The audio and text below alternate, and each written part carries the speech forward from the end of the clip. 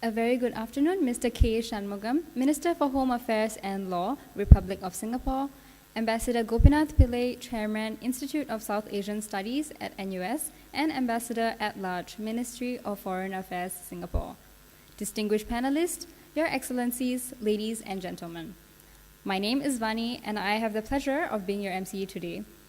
On behalf of the Institute of South Asian Studies, ISAS, at NUS, I welcome you to the ISAS book launch and panel discussion titled Rethinking Good Governance, Holding to Account India's Public Institutions. It is now my pleasure to invite ISAS Chairman, Ambassador Pillai, to deliver the opening remarks. Ambassador Pillai, please.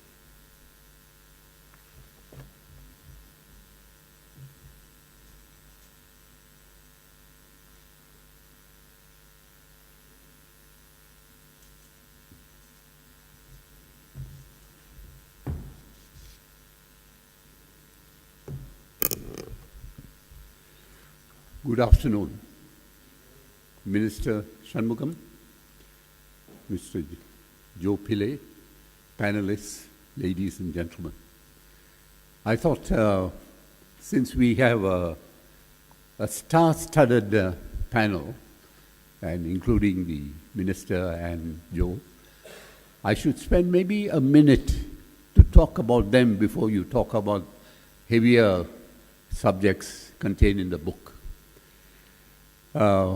I think first we have the Minister, who needs no introduction, but going back many years, I remember his first speech in Parliament as a backbencher.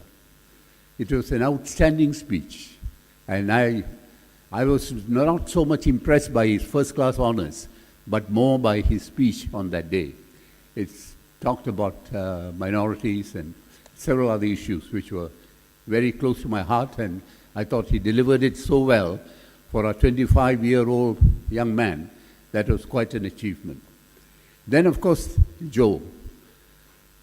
We always have a feeling of pride when Joe comes to participate in our activities. I say this without, any compunctions, because that's the way. And people also look and say, oh, Joe is coming. It must be a good show.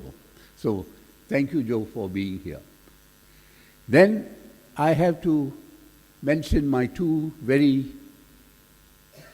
eloquent and, what shall I say, great achievers in India. First is Dr. Narayan. Dr. Narayan is ex-civil servant, advisor to the Prime Minister, and he had the misfortune of attracting my attention. When he retired, he started to write for Mint, and he wrote some very good articles. So I kept following him, stalking him, and finally persuaded him to be the first head of research for ISAS. So he served several years as head of research for ISAS. The next one, of course, the author of the book, Mr. Vinod Rai. I was really surprised and very impressed by the boldness of his statements while still being a government servant. He made headline news all the time. And of course, I had another reason to be quite impressed by him, because he spoke better Malayalam than I did. Even though he is a UP person, he's a Kerala cadre in the civil service. And he served in Kerala, and he served in a town called Thrissur, where my family came from. And several years before he took over as a collector in Thrissur, the member of parliament for that area was my uncle. So that added a little closeness to Mr. Rai. So this is the panel that you've got. And then you have the book. The event is divided into two sections. One is where we will have the launch of the book. After this little few words, I will pass it back to the panel, but before that, the book will be launched. Minister is unable to stay on. He has got a very busy schedule. So we will carry on with Joe as moderator and continue with the rest of the speech. The book itself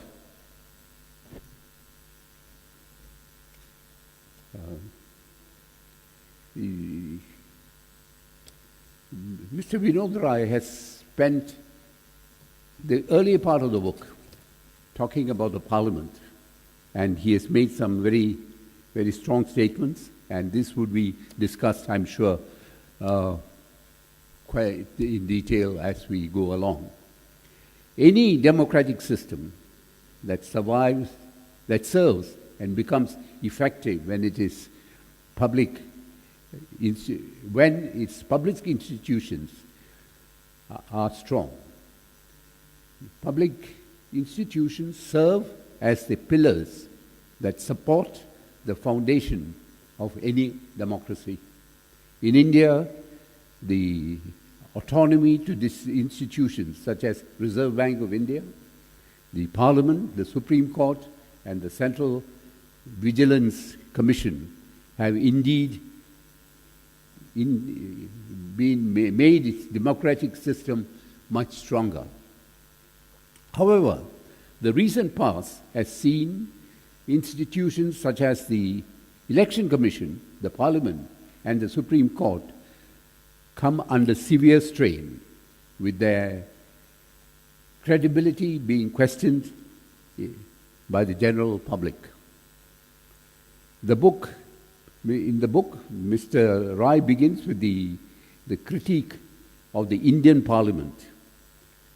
For losing its effectiveness. I'm sorry, the lighting is a little difficult, but anyway. The past year has seen the Parliament pass controversial bills such as Citizenship Amendment Bill and the Jammu and Kashmir reorganization, but both these bills resulted in protests, clamdowns, internet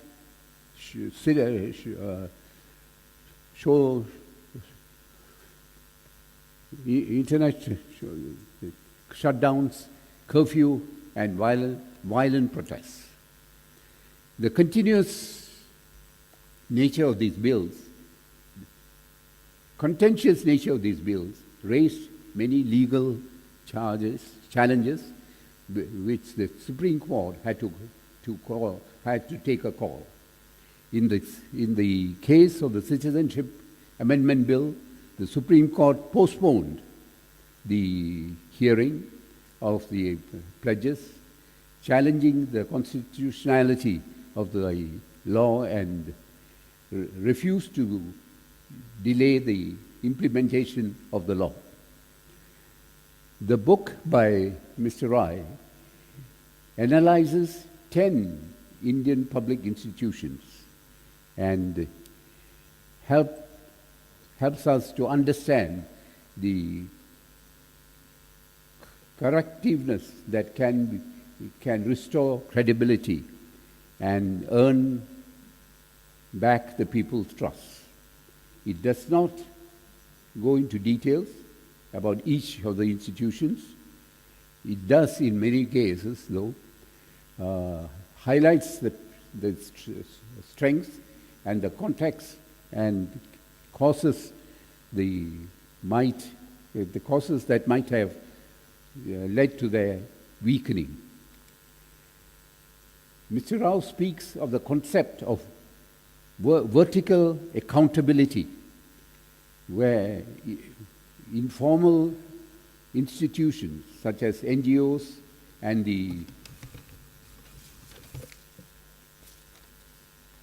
and the media emerge as the effective vigilantes in government functioning and enhance standards of good performance on public institutions by holding these authority to account.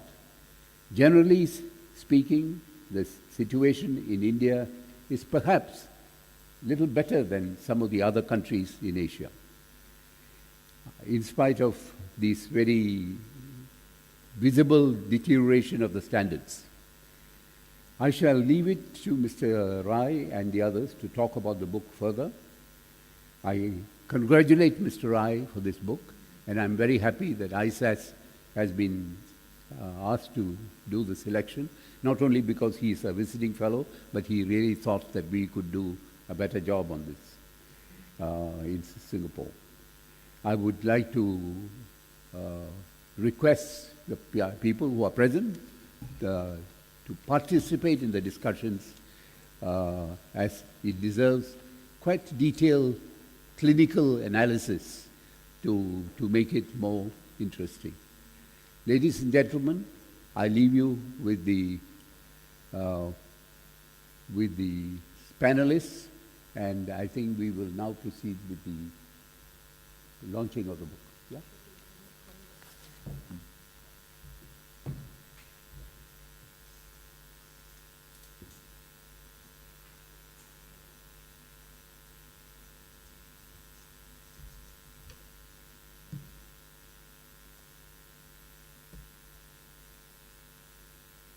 Thank you, Ambassador Pillay. I would now like to invite Mr. Vinod Rai, Distinguished Visiting Research Fellow, ISAS, and former Comptroller and Auditor General of India, to introduce his book, Rethinking Good Governance, Holding to Account India's Public Institutions. Mr. Rai, please.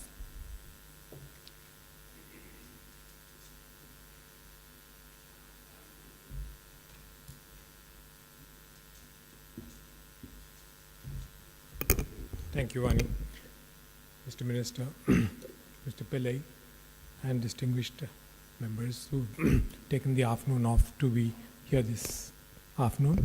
I'm honored, delighted to have all of you here, and I'm indeed very humbled to have Minister and Mr. Pillay and dignitaries of the like who've handled these institutions, done it all, and have the rich benefit of experience behind them to be present amongst all of us today.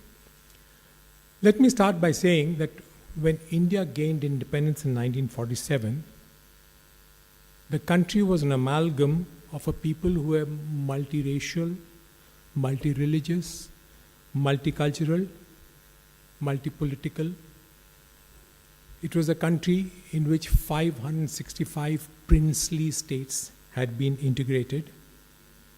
Barely 16% of the population was literate. And India had suffered the pangs of an exceedingly painful partition where families had been dislocated, devastated, and had families divided over various places. Not many people gave this nation much of a chance to continue and develop, least of all as an independent nation and a large economic power. Historian Ramchandra Guha, speaking at an occasion, has described this fledgling nation in today's terminology. And he says it was a startup. And he said, and if I were to take that terminology further, that startup place at that point of time, I don't think any angel investor would have put any of his funds on that startup, placed at where India was at that time. In fact, General Claude Auchinleck, the then CNC of the Indian Army, wrote in September 1948, and he said that the breakup of the nation would start soon as the Sikhs would demand a separate state. And he wrote, "No one can make a nation of a continent of many nations. India is a subcontinent as large and diverse as Europe. The Punjabi is as different from the Madrasi as a Scot is from an Italian. How did the country then survive? I would believe that the country survived because of its political leaders and the institutions they created, cherished, and nurtured over a period of time. The independence and autonomy that they gave to to these institutions, and the mandate that they were entrusted with. The founding fathers envisioned that the reality for the democracy to be founded on an edifice of good governance and sustainable development, there was the undeniable need for setting up public institutions as the pillars on which good governance could be premised. Now, every democracy, a democratic nation, seeks to build a prosperous and progressive nation by being responsive to the needs and desires of the public. Such a prosperous nation would inevitably require a responsible and capable leadership, but a leadership is not enough. There needs to be a structure through which this leadership can administer and through which the citizen can hold that leadership accountable. This structure was facilitated by these institutions who facilitated good governance. And the economic development and well-being is dependent then upon how well these institutions are administered, how autonomous they are, and how well they perform the role that is mandated to them. It is thus these institutions which ultimately script the destiny of any nation.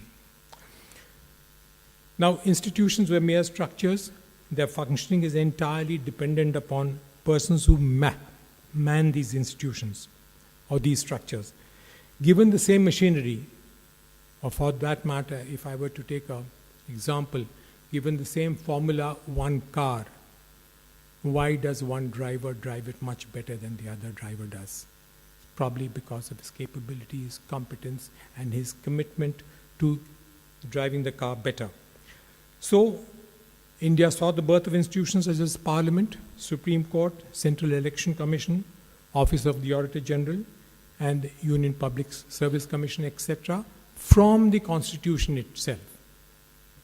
Subsequently, the Parliament then passed statutes, created bills and acts, creating further institutions which are known as statutory institutions such as the Central Information Commission, the Central Vigilance Commission, maybe the Central Bureau of Investigation, and the like. Parliament, now these institutions are not static entities. They evolve with times, and they face their own set of challenges, pulls, pressures, and quite often attempts to weaken their overhang over the executive. Every executive, maybe a political party being in government, whilst its outside government would talk about the importance, the autonomy, the independence that needs to be given to these institutions. But the moment they come into power and they are in government, they do not want these institutions to be in any way serving as a stumbling block or a roadblock or any kind of overhang or supercilious to their functioning. Now, as Chairman pointed out, in the last 1 year itself, the Supreme Court, the Election Commission, and such other institutions like the Information Commission have seen a large number of attempts to question the decisions that they have taken. However, it goes to the credit of these institutions that they have stood their ground, played the game by the rules of the game, and ensured that the mandate which is awarded to them or has been given to them either by statute or by the Constitution is fulfilled, and thereby to a very large extent gained the confidence and credibility of the public at large. Now, there is a very strong set of informed citizenry in the country, largely comprising young people, who have begun to debate and ask questions of how the functioning about these institutions. This citizenry is very discerning, very demanding, and the fact that they are young, it seems that they are on the right track to be asking these questions. The questions that need to be asked are, how have these institutions fared? How have they endured the challenges of the pulls and pressures on them?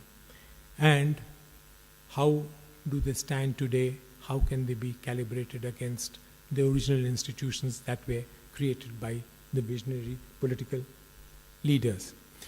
Now, as the emerging common man takes center stage and starts asking these questions, Rethinking Good Governance is a call to each one of them to play a role in the country's agenda to reform governance.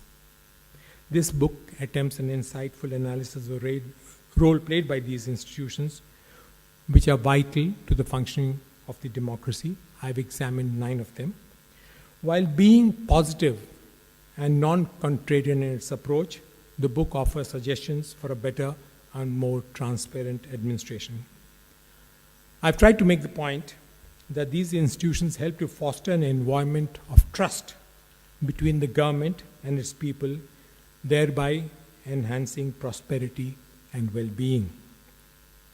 Now, I would consider it essential, particularly for the younger generation, to get insight into the functioning of these institutions and be sensitized towards the needs for reform as well as accountability of those who man these institutions. Because the agenda for nation building through good governance has embedded within it an agenda for building of institutions which are empowered to question every action that the executive takes, not necessarily in government, but about anybody who is sitting in a position of authority. So I've tried to bring out these issues in very simple language which would appeal and sensitize to the young college-going crowd. That level we have tried to position it so that they get sensitized towards the mandate of these institutions and how well they have been able to commit themselves to the mandate that was given to them. 9 of these institutions I've examined. In addition, I've done an examination of temple administration. The Supreme Court had mandated me to do an audit of a temple called Sri Padmanabha Swami Temple in Trivandrum, where a huge amount of wealth was discovered in the temple vaults itself. The administration of the temple I have examined, because temples are places where good governance is very critical, because normal public, you and I, go there for worship, and we make large number of donations and contributions to this temple. So how well are those the facilities provided, as well as how do those donations be taken care of? Similarly, because I was again associated with it, I've examined the functioning of sports administration. Cricket in particular, because the cricket body is among the richest bodies, not only in India, but just about all over the world. Media and civil society organizations today are the informal, which is formally referred to as the vertical institutions of accountability. So, students, media groups, citizens groups, NGOs, anybody on the street needs to show alacrity to ensure that people in positions of power are held accountable and are checked at every stage for every action that they need. In fact, it's these organizations who make a person sitting in a position of authority feel as if he is sitting in a glass house where all his actions are being watched transparently and being accounted for. And in my earnest desire to encourage more students to be well informed and sensitized about governance so that they can take a more participative role in society, I've tried to build up a student base of about 300,000 students over 17 universities have tried to enlist the support of corporates. We have created a student edition of the book which is priced only at rupees 200, corporates have donated towards these books, and these books we are distributing free of cost to students in these 17 universities, merely to sensitize public opinion about these. All that the corporate will get out of this is a logo on the book, which is his company's logo on the book, which is being distributed.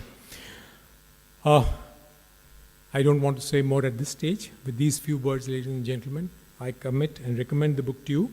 Hopefully, it will start and instigate a discussion, a very informed discussion, where we have people not only questioning but making suggestions about how public and institutions in India need to be run and need to be made accountable. Thank you very much.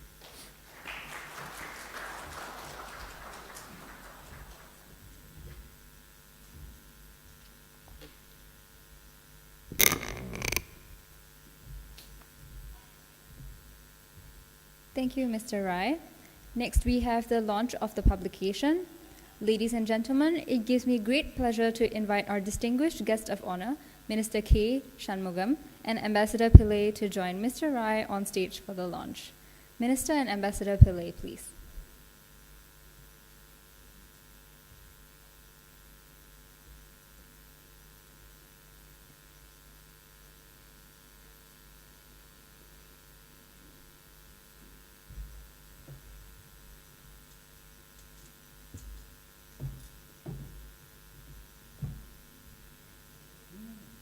Ladies and gentlemen, Minister will now unveil the book to signify the launch of the publication, Rethinking Good Governance, Holding to Account India's Public Institutions.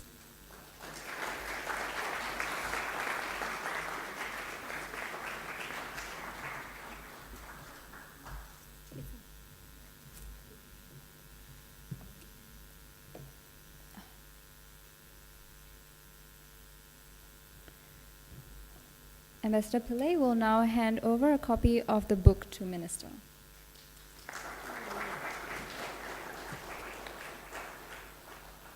Thank you, Minister, Ambassador Pillai, and Mr. Rai.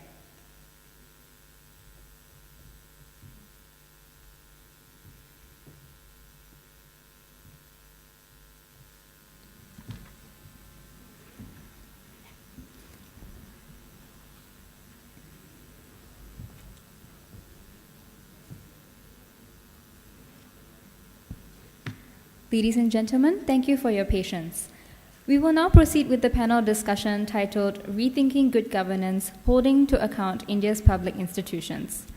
The distinguished panelists on stage for the discussion are Mr. Vinod Rai, Distinguished Visiting Research Fellow at ISAS and former Comptroller and Auditor General of India. Mr. Rai is also the author of the book.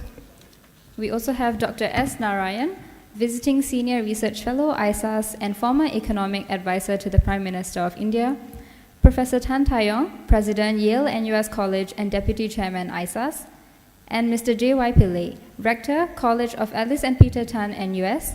Mr. Pillai will chair this panel discussion. I shall now hand over the session to Mr. Pillai.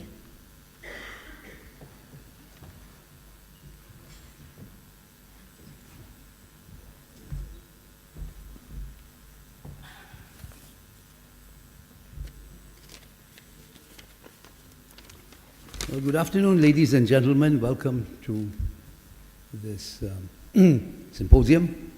It's already been quite interesting. At the end of the session, I may call a poll. How many of you have faith in the new India? You see it going back to 8% growth. And how many of you think, no, impossible? But that'll come later, after listening to the panel. So I'd like to welcome all of you to this panel discussion entitled Rethinking Good Governance and Holding to Account India's Public Institutions. Well, it's certainly appropriate to periodically engage in a rethink of governance or of any of the other matters that impinge on society, business, and the government. I've decided, incidentally, to write out whatever I intended to say because otherwise I'll ramble and take up too much time. So I put my brief thoughts down on paper because applying the principles and structures of governance, no matter what domain, is a vital pillar of a sound and functioning society. In Singapore, the governance wagon started rolling in earnest some 20 years ago. The movement was directed at the corporate sector, principally the companies listed on the Singapore Exchange. In the 2 decades that have since elapsed, governance on the corporate side has improved immeasurably, but the work is never done. Some may ask, what exactly is governance? And why does it require a code to back it, at least in the corporate side, corporate sector? So we have to clarify what governance is and what it is not. Governance is not the same as government, nor is it management. Needless to say, the hope and the expectations are that governance will facilitate effective government and effective management, and thereby enable the delivery of the goods and services that are expected of the providers. Governance may appear to be an esoteric and abstract concept. In point of fact, it encompasses the structures, the processes, and above all, the assignment of the accountabilities that facilitate the discharge of good government or management.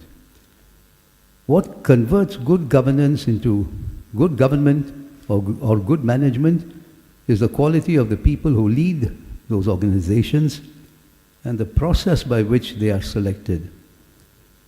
In the corporate sector, there is customarily a code of governance formulated and administered by the regulatory authorities to guide and discipline corporations. In the public sector, ACA, the government, that function is performed not by a code, but a parliament whose members are ultimately accountable to the voters. So with that brief introduction, I shall now invite the 3 members of the panel to discuss their ideas on the open quotes, rethink of good governance, close quotes.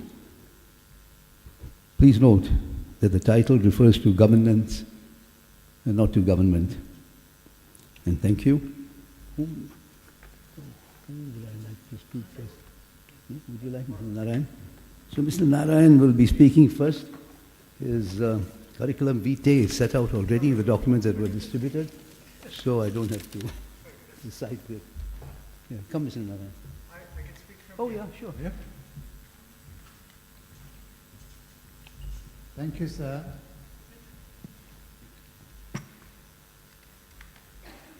Thank you, sir. Mr. Pillai, Prof. Tantayam, Vinod. It's an honor to be here. And what I'd like to do in this 7 or 8 minutes is in some small measure expand on some of the thoughts that Minister just laid before you, because I think that's important. What Mr. Rai sets down a frame in this book, and he says that governance is best served by institutions which have the autonomy and the independence to deliver the mandate that's given to them. They are accountable to the elected government, and they should withstand public scrutiny, be transparent and objective. I think by and large, this is the framework within which he analyzes the 9 or 10 institutions in his book. But if we think through what the minister said, one can separate the 9 or 10 chapters into really 2 boxes.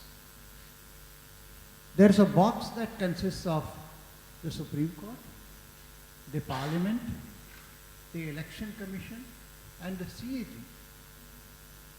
which are institutions with specific mandates given to them by either the Constitution or by specific legislation, with strict rules and regulations for the performance of certain specific duties.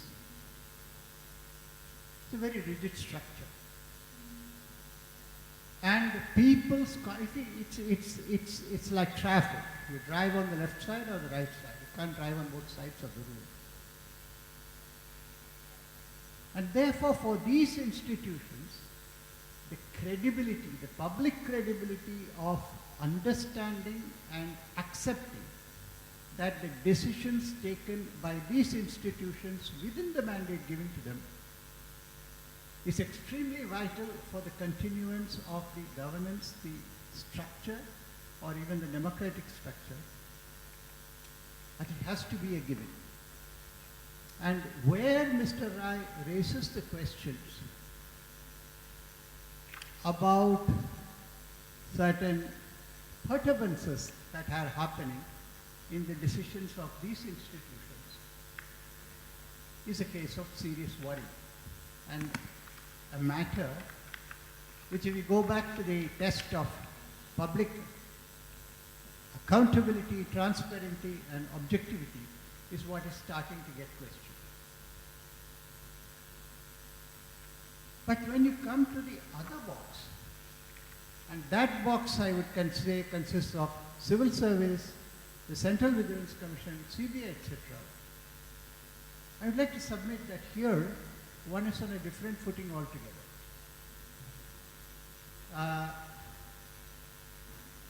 So Mark Sedwill is the Cabinet Secretary in UK, one of the most influential figures for the last 2 years, head of the civil service there. In fact, he's so influential, he's been credited with, the major decisions behind Brexit, the removal of a cabinet minister last year. And he gave a talk at the Institute of Governance last year. And a few months ago, makes a very, very interesting point.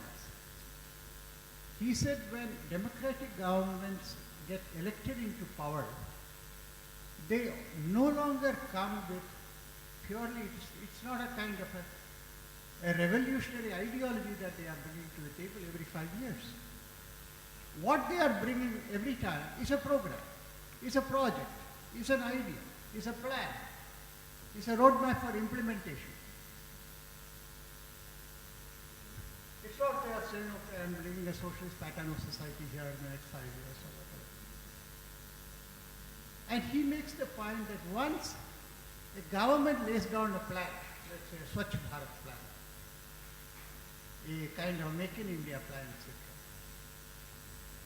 he asks the question, is it not become mandatory for the public servants, the civil service, to identify itself immediately with the programs that the government is announcing for the period that the government is in power, rather than going about questioning and hesitating and wondering about whether they should be done or not.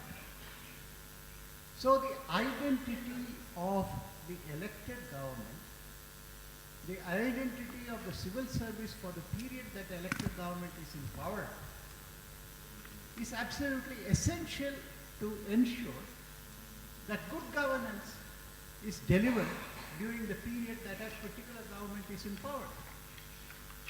In states where we have seen change of governments every 5 or 6 years, we have seen this model happening again and again. But where, because of the increase in voice of the social media, increase in voice of dissenting voices of the media, there is no identity of thought, then the entire democratic process starts getting questioned. Then the process of what any government is trying to do gets questioned. And on the reverse, if you look back at countries where this process is not questioned by implementing institutions, progress has been faster. And some of the names of the countries the minister has already laid down. So I would like to leave with a thought that yes, certain institutions are absolutely necessary to ensure that rule of law, the rule of process, transparency and accountability exists. But certain other institutions, and I belong to civil service, I'm saying this, that if a civil service gets into loggerhead with the elected government, it has only itself to blame. It has no business to be there. Thank you. Thank you, Mr. Narayan. And now I think I'll ask Mr. Professor Tan to speak, yeah? And can you keep it to 10 minutes? Yeah, I'll try. We'll try. Give you another 2 minutes. Good afternoon, everyone. First, let me join everyone here in congratulating Vinod again for publication of this very important book. When he asked me some months ago if the book was being prepared to write blurb for the book, I readily agreed, thinking that that would be it. I would have written a nice blurb for him, and then my job would be done. But then little did I know that he expected me to be here today to speak on the book. I think he wanted to make sure that I actually read the book. So I want to start by saying that it's a very good book, and I enjoyed reading the book, and that book provides a very balanced and honest assessment of the public institutions, explaining the challenges that impact on their functioning and performances as pillars of the Indian state.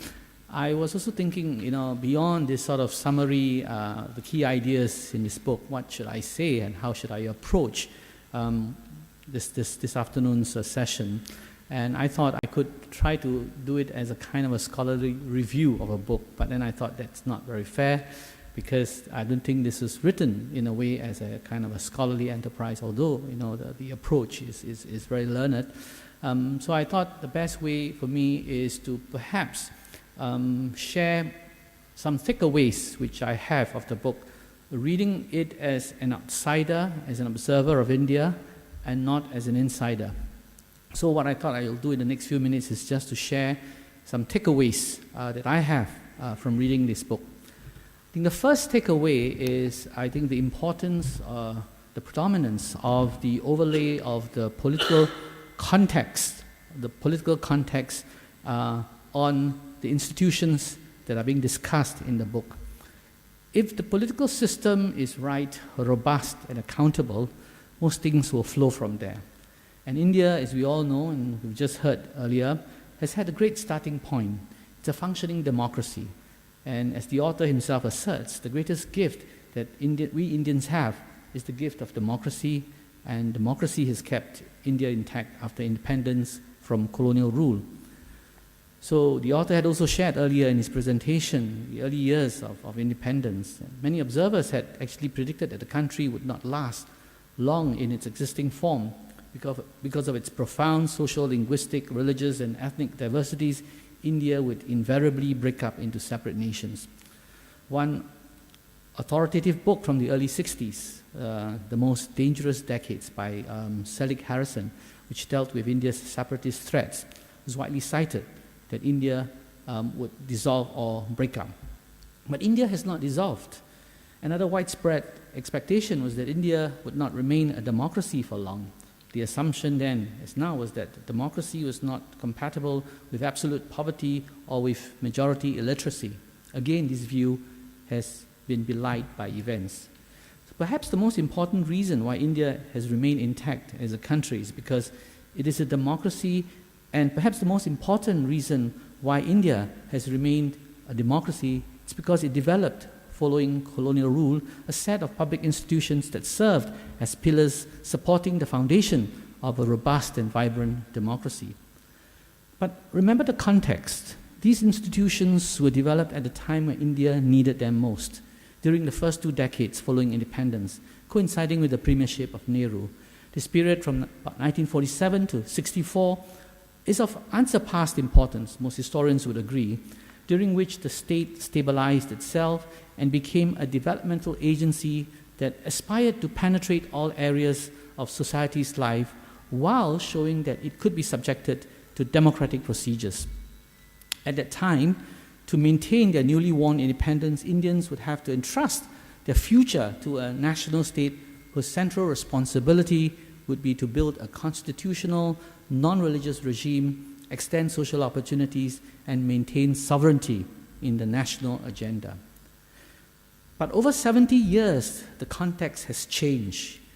I think the Indian political system has moved from one that was essentially visionary and trying to develop long-term idea of an Indian nation and state to, and one that was based on a one-party majority to a coalition governments. And this has led to a fragmentation of the legislature and with a preoccupation of parties fighting to secure power, pursuing partisan and narrow interests. Less visionary than the early years, the first decades of India's independence, where I think the idea was to build the nation state.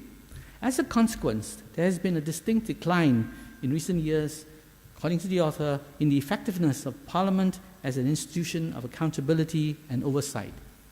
The quality of Indian parliamentarians has declined, so the book claims, markedly over the last generation, and this has taken a toll on the quality of public reasoning. Which leads me to my second takeaway, and that structures are all fine, institutions are fine, but the book amply demonstrates that institutions are only as strong as the people who run them, the workmen who decide how the institutional tools perform, to quote Pranab Mukherjee in a foreword of the book. When you have high-quality people, the institutions will have its own value system, self-checking mechanism, and will function well. The author cites again the example of the parliamentarians and the decline in the caliber of those who are entering parliament, having a deleterious effect on the decorum and quality of parliamentary activities. The Speaker of the House has been quoted as saying, lamenting, that Parliament may still be a great institution in India, but its members are no longer great men. How can a great institution remain great in the hands of small men? This is the words of the Speaker of the Parliament itself. So, as a consequence of these drawbacks, Parliament is becoming an increasingly ineffective instrument for timely legislative intervention or as a check on the functioning of the government, thereby ceding space to the judiciary or to other non-elected institutions. And in India, thankfully, has a strong judicial and constitutional culture which supports good governance. I quote the author again, a proactive Supreme Court, unmindful of the mindset of the executive, has been instrumental in striking down government legislation that interferes with constitutional provisions and transgresses into the liberties of the common man.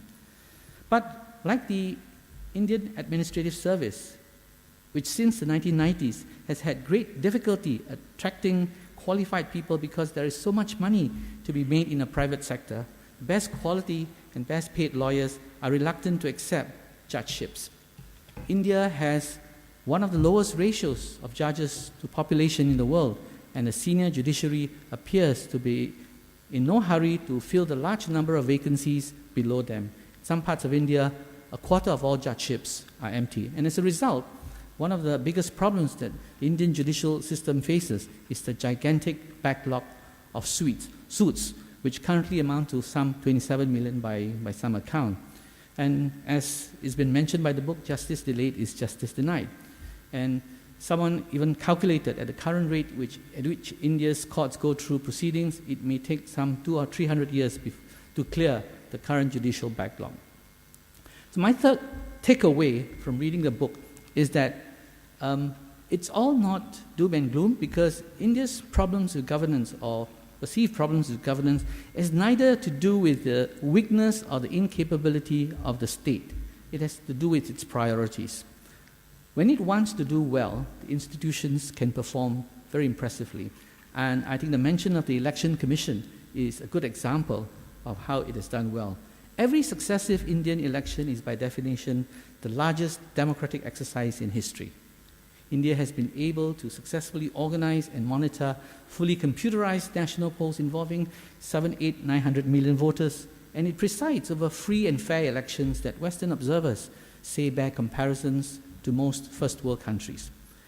The EC has statutory powers granting it independence, and civil servants who work there cannot be transferred if they displease the politicians. Immunity from transfer gives the commissioners the confidence to take tough decisions and ignore the pressures of those who want to stuff the ballot boxes. So the EC has been firm, objective, and transparent in its conduct, and truly a beacon of hope, empowering the citizenry to determine a nation's destiny and thereby strengthen the foundation of Indian democracy. Perhaps this is where India has gotten it right, and here I quote from the author again. It is we, the people, who vote our representatives to the parliament. It is these representatives we need to hold accountable, even if it be once every 5 years, for the trust reposed in them.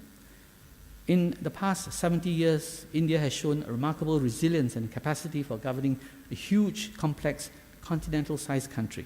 It has no shortage of talents or ideas. Some years ago, while reading Sunil Kilnani's The Idea of India, I came across an observation which I thought was very insightful. Let me quote him.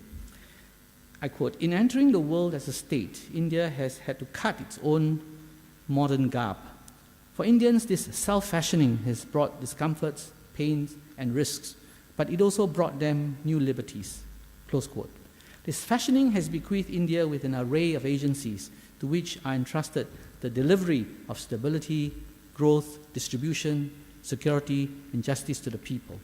How these agencies perform will determine the prospects of future generations of the subcontinent. Thank you very much.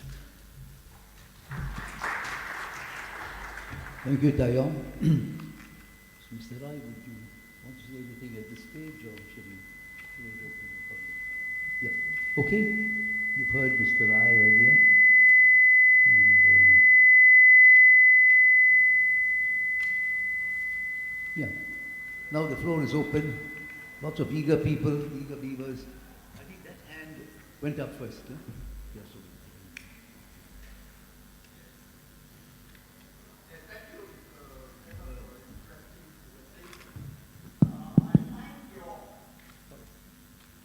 I find the title of your book very interesting. Why? Because you want me to introduce myself first, is it? Chairman? You want me to introduce myself first? Yes, please. Yes, please. Is it necessary for me to introduce myself? I'm Adrian Villanueva. Now, the thing is this, the title stimulates thinking in the sense that where the public institutions are concerned, how is the government going to influence good governance? In the sense that we see in India in particular, that the government has decided on certain issues, for example, the immigration and also Kashmir issue. I don't think the public institutions can sort of have a voice in this because it is done by the politicians. Basically, it's not only India, even any country. A good example is the United States of America. King Trump will decide, and his Republicans, and whatever public or private institutions, it's going to be very difficult. They can try. So, but it is very interesting to see what are the ways the public institutions, if there are any, to influence and have good governance. Thank you. Thank you. Do we have the gentleman's name and organization? Huh? Yeah. Sorry? Yeah. Oh, You can give it to the lady. I am Adrian Villanueva. I've got military and research background, military in Singapore Armed Forces, and Thank you. research background. I am a business consultant, semi-retired, and I'm still very interested in writing because Thank I you. got to keep myself occupied. Yeah. Old Yeah. people have to do that. Otherwise, we will see the Almighty too soon. I have the same problem, don't worry. So now I think it's Mr. Sen.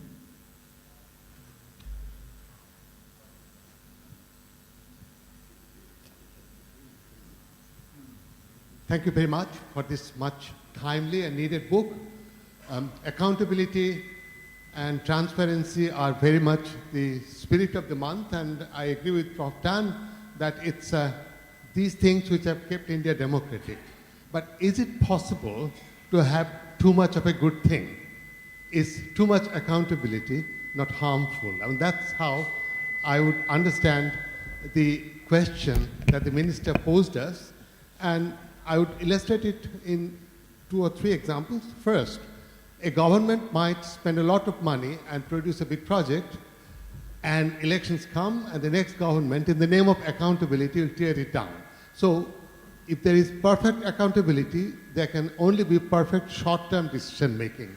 Similarly, some decisions have to be taken in the smoke-filled rooms. But in the name of transparency, everything has to be transparent to the public. So no decisions can be taken that go beyond the here and now. Or in other words, as they say, quis custodiet custodes, who will police the police, who will hold the accountability for the long-term interest of the public. My question would be, how does India solve this problem of democracy versus development and accountability versus partisanship? Accountability versus? Partisanship. Oh, in other words, localization. Well, I'd like to know what the audience thinks of this. The first question. Democracy, number 1, development, number 2, or the other way around? I think we all want development, provided we can also have democracy. But I think you're suggesting it's a little irksome in India to get both. Yeah, okay. So what would you prefer? Democracy is not necessary for development. Not necessary. We are seeing it Yeah. in many countries. But doesn't it hinge on the genius of each country? How far it can go the non-democratic way in order to eke out a higher rate of growth. So, if you were the Council of Economic Elders in India, what would you recommend to the Prime Minister? Development first, and squeeze the public and democracy. It was tried once before, wasn't it? Indira Gandhi. No, we are not talking of just India. I'm talking in today's globe. Would you not say that the liberal democratic model is not necessarily the best development model that you see around? That's true. But how to get that? What do you mean, the balance? No, a little bit of development, quite a bit of development, and a fair amount of democracy without upsetting the political and social balance. Any thoughts, Tayong? Or you've gone to a different realm? No. I don't know whether these things need to be seen in binary terms. I think there is always a combination, kind of a spectrum in terms of its relationship. But if you see these two as mutually exclusive terms, then you have to decide one or the other. But maybe that's a kind of a false choice in my view. That always in any society, in any system, there is always the possibility of accountability, responsibility to the people, and yet I think development, and dare I say that maybe Singapore offers a good example of this, that you can have a system that shows a lot of accountability, but at the same time, if a good government is elected and given time, and a government that is perhaps visionary and plans long term, you could achieve development goals, and you don't have to be populist at the same time. But I guess it's always a series of right conditions and contexts that present, I think, the kinds of situations that we have. And maybe Singapore is unique, but the point is that I don't think these things need to be seen in such mutually exclusive terms. That's what I think. Thank you. Yes, Thank you, Mr. Pillai. I'll try and connect three dots on this. I agree with Professor Tan when you say that development and democracy are not binary. The two can go together. There can be kind of, what should I say, hiccups in between, but those can only be what I'd call the extraneous factors, not the general. Because this has to be linked with the issue that Dr. Narayan raised right in the beginning. You have two boxes. One box is the Supreme Court, the Parliament, the Election Commission, etc., etc. Rule of law, very rigid, and that's what are known as the formal accountability institutions with a constitutional backing. There, the political executive cannot interfere. The other is, whereas statutory, the third is, which I'd create, the third box, which I would put in the civil service. The second box is the Vigilance Commission, maybe the Reserve Bank of India, maybe the Bureau of Investigation, who also function by their own mandate. They do not have to necessarily, or they should not be towing the line of the politically elected executive. The third is the civil service. The civil service is only an implementing agency. They are only an advisory body to the political executive. In a democracy, the supremacy of the political executive is undeniable. If the political executive takes a decision, as Prof. Mitra mentioned, that this project will be discontinued, all that the bureaucracy can do is ask them to reconsider due to factors X, Y, and Z. And if still that political executive considers, the project has to be scrapped, it has to be scrapped, the civil service can do nothing about it. But at the same time, within the functioning of that civil service, it has to function within the political mandate of the elected government with probity and integrity. These factors cannot be diverged from the functioning of that civil service. Now, the fact that government A is in the process of implementing a project, 3 years down the line, that government loses the election and government B gets elected, and that government B decides that this project should not be implemented. It cannot be on the grounds of accountability. It can be on various other grounds. We have had very recently some examples of this, and these are examples where the government, succeeding government, is actually failing in its duty towards development and the public. Because the project launched by a democratically elected government, unless it suffers from malfeasance, there should be no grounds to scrap that project. And that would be my take in it. And I would sincerely believe that you cannot divorce democracy from development.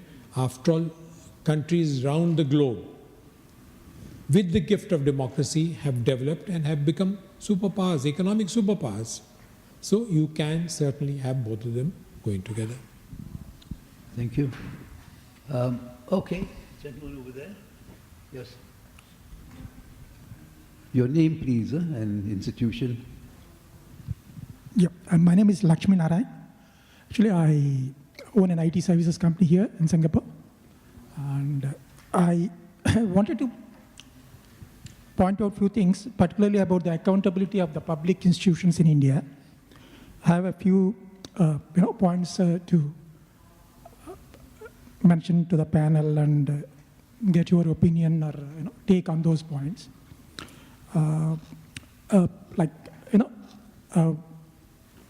People from India, everybody knows about this demonetization, what happened a few years ago. And I'm talking about Parliament in particular, one of the great public institution, where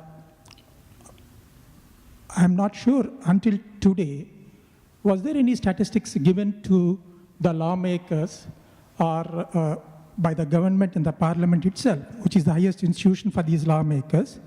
And the statistics of these so-called notes, whether they are counterfeit, what has come, what hasn't come, so far, I really don't know whether that happened or not. I would like to know from you people if that happened. And there is this other institution called the so-called CBI, okay?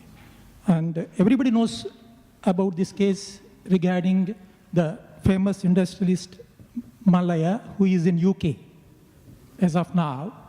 And this particular case was, hanging around for quite a few years. And what is the accountability? Basically, on the accountability factor, what is this organization called CBI is trying to, project about itself in India? And coming to the third institution, RBI, there was a financial year closure by State Bank of India recently, and which declared that they are into profits. Okay. Upon RBI getting into the action and considering the NPAs, they have asked SBI to redo the audit, and they are declaring a loss now. So what kind of accountability is this from the #1 public sector bank in India, and what kind of role RBI is planning to do regarding the other public banks? And the fourth point is about the laws made by the parliament, like the so-called CAA, NRC, and NPR. And this looks like it's going to be a problem between the center and the states, because just day before yesterday, the Kerala government has approached the Supreme Court asking them to nullify this law. And look, they just came on to the court officially, but many other state governments have openly declared that they are not going to implement. And what is it going to happen between the so-called center and state relations, and how the central government is going to handle this matter, keeping these particular things in mind? And there comes the role of governors also, where we have certain states like Delhi, Pondicherry, and West Bengal, where every day, in and out, the governor and the chief ministers keep fighting with each other. Mr. Laxmi Narayan, Yep. do you think we could have a little pause while we catch our breath? Okay. So, I'll come back to you later, Okay. because we have a number of other people too here. I would just like to make one observation about Tai Yong's example of Singapore. That Singapore is a unique place. I know we spend a lot of money, the government, bringing officials and whatnot, scholars, to Singapore to come and learn how Singaporeans did it. But the soil is quite different here from most other countries. They'll be far better off, these people who come visiting us, if they went to places like Malaysia, Thailand, maybe even Vietnam. I'm reminded of a philosopher from the mid-19th century who said, "From timber as crooked as that from which man is made, nothing entirely straight can be built." Now that's democracy. But does it mean you have to ditch democracy? No, you take it. Take the ups and the downs. And eventually it'll work out. I think India has had a pretty good record, compared with some other countries in South Asia. So that's the philosopher, incidentally, was Immanuel Kant of Königsberg, now known as Kaliningrad or something, back in Russian hands. So we must always recognize the fallibility of man and of institutions, but nothing ventured, nothing gained. So Mrs. Gandhi tried out guided democracy. Huh? It worked for a while, but she didn't bring the experiment to an end early enough. Yeah. Okay. Is anybody else interested in? Oh, we'll come back to Mr. Laxmi Narayan, but first, yes, Mr. Desai. We need to answer a couple of his questions. Let me take two of them at the least. Demonetization, all statistics, facts and figures were provided to Parliament. It took a long period of time because the notes had to be physically counted and classified into three things, but it was provided. If it had not been provided, believe me, Indian parliamentarians are capable of creating merry hell. They would have done it. So all the statistics was provided. You asked about the RBI, closure and profits. It's very normal, not only for banks, for any company also, that the balance sheet has to undergo a change after audit. And audit recommends whatever they recommend. If the company accepts, they change the balance sheets. So it's a very normal feature. Whether it is a profit or loss is quite immaterial. The auditor is the Reserve Bank. And if the Reserve Bank inspection shows something, they have to alter it. I don't think we can fault the institution for that. Vijay Mallya and other things, these are all very different things. But as regards the Parliament passing the CAA law, etc., the good and the healthy practice in India is the fact that a state government can question that law and go to Supreme Court. Supreme Court will deliberate on it. Others have also gone to the Supreme Court, and the decision of the Supreme Court will become binding. So I think it's perfectly fine. Thank you. Yes, Mr. Desai. So, one of the things that we've seen that whenever the institutions in India have worked is because the head of the institution has been strong.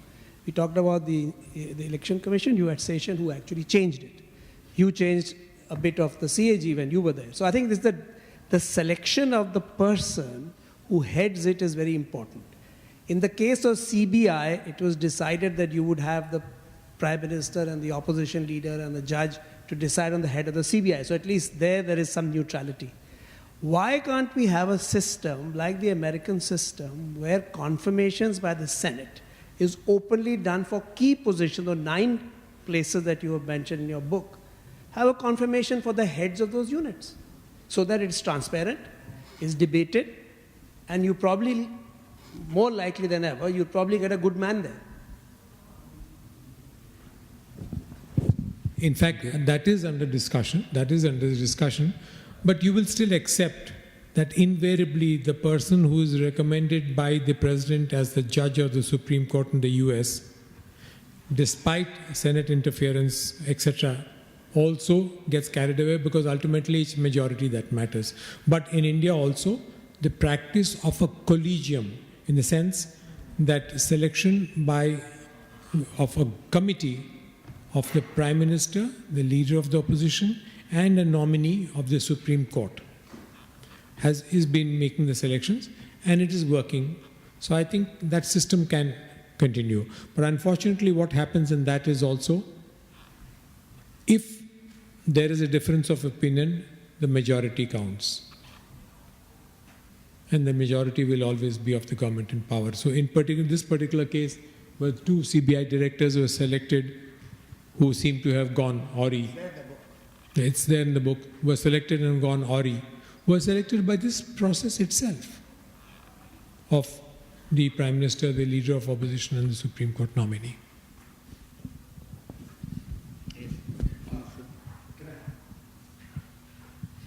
Could I jump in on this question? The reason why in India it would be difficult, because in the United States there's a separation of the executive and the legislature. And the appointment is made by the executive, and what the legislature does is to give its advice and consent to the appointment. In India, which is a parliamentary system, the appointment is made by the government, who in any case is the majority in the parliament. Therefore, it's a redundant exercise to have another endorsement by the legislature of an appointment made by the Prime Minister.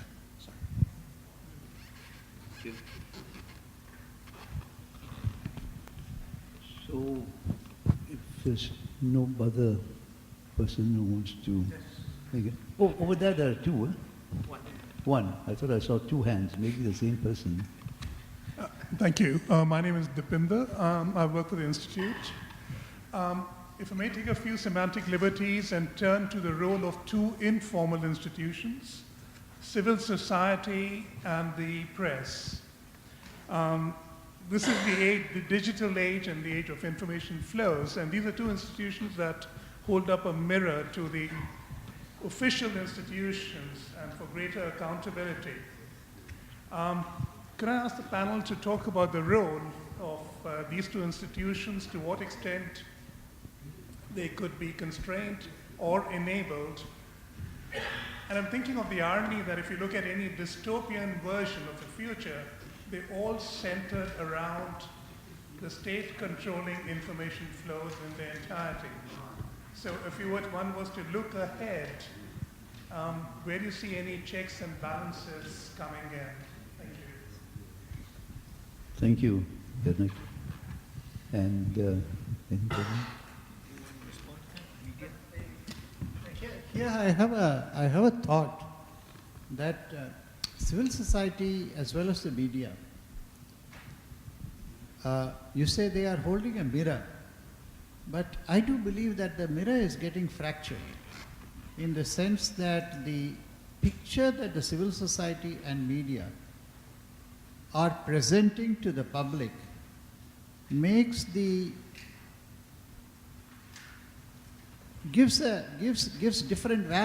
different pictures of the truth. And in a way, I think this takes away from the implementation of democracy, because democracy basically is acceptance of a single reality. If you see, there must be something called a truth in a fact. And if you get 20 different ones, people have different versions of the truth. And then, to my mind, what happens is that if there is a despot, then the despot can therefore push his view of the truth as the ultimate view of the truth, like Fox News or whatever it is, and then treat everyone else as untruth. So I am not really sure whether civil society and media in the current situation are necessarily augmenting the realization of a cohesive reality or cohesive truth, or they are really helping democracy. Well, just a view.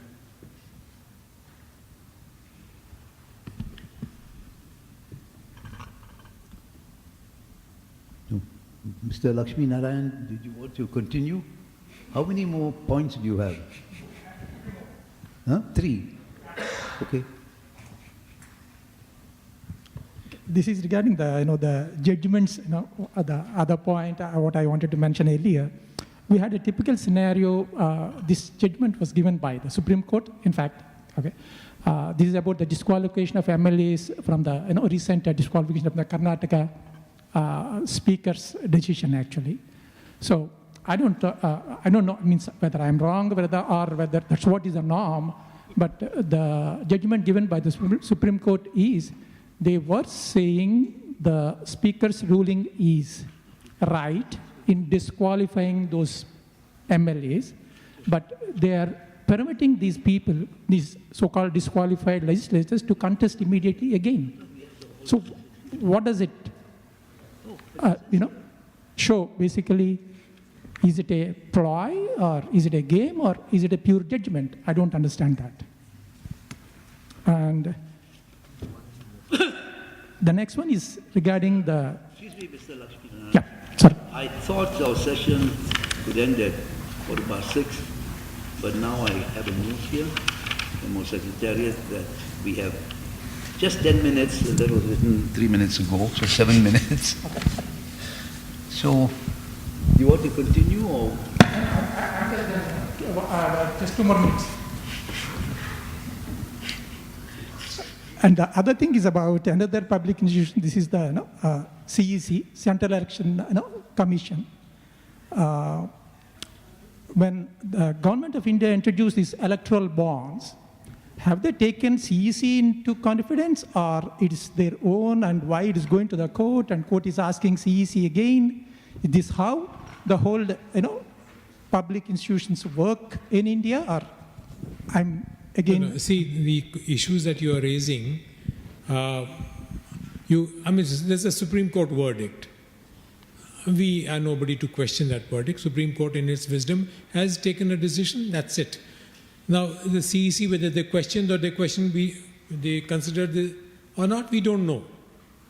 And it's not worth our while to even raise those issues. Government, in their wisdom, have taken a decision. It's their, a free will whether they want to consult the CEC or whomever they want to consult.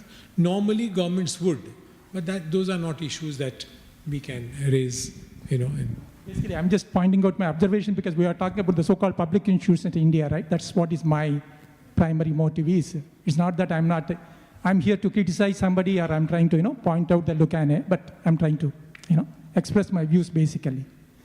And one last question is about, CVC, the Central Vigilance Commission, and this one, it's just a question, but I don't know. I'm just, asking a question to the panel. Does it monitor the IAS, IPS, and IFS officers in India? If so, to what extent and what powers it has? That's all. Thank you.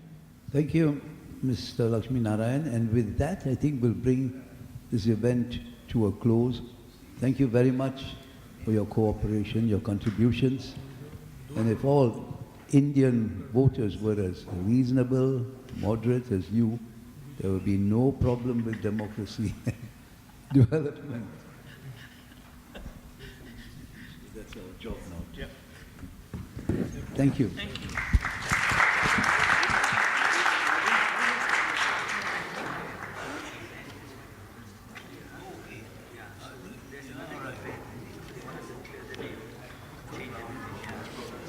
Yeah, exactly.